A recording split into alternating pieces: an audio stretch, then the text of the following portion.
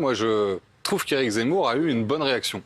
Éric Zemmour dit, bon, on va pas poursuivre ce monsieur, je Ah oui, non, je dépose croyais pas là sur plainte. l'œuf, parce que c'est vrai que quand tu prends un œuf sur la tête, il n'y a pas de bonnes et de mauvaises réactions. Genre, waouh, c'est super, ouais, génial. Non, mais c'est vrai. Non, mais, alors, Le oui. premier truc, moi, à la place d'Éric Zemmour, j'aurais voulu déposer plainte, etc., parce que c'est agaçant. Il a discuté avec... Éric Zemmour dit, je dépose pas plainte. Ouais. Si ce monsieur fait ce geste, c'est qu'il doit vouloir dire quelque chose. Et donc, Éric Zemmour a fait sortir ce monsieur de garde à vue. Ouais. Et puis, Éric Zemmour a rencontré ce monsieur à l'issue du monsieur lui a meeting. dit, non, qu'est-ce qu'il voulait? Vous voulez faire une omelette sur la tête d'Éric Zemmour? Non, ce monsieur, il s'est dit, les politiques ne nous écoutent jamais. D'accord. Je ne sais pas comment réussir à Donc lui ça aurait parler. été, non, mais ça aurait été un autre homme politique qui l'aurait fait pareil?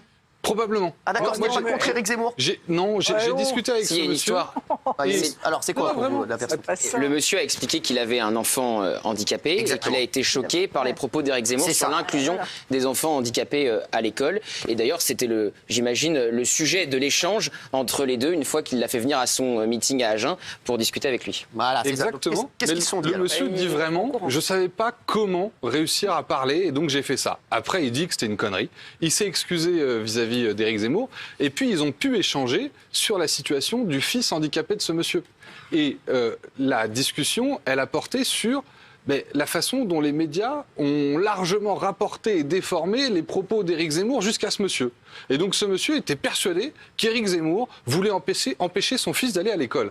Mais c'est pas ça qu'Éric Zemmour a dit. Éric Zemmour a dit l'école n'est pas toujours la meilleure solution, n'est pas toujours la solution la plus adaptée pour les enfants en situation de handicap. Et une fois qu'ils ont pu expliquer ça, le monsieur a dit je comprends mieux votre point de vue maintenant. Et donc vraiment, ça pose la question de la façon dont, dans les médias, les propos d'Éric Zemmour, le plus souvent, peuvent être transformés.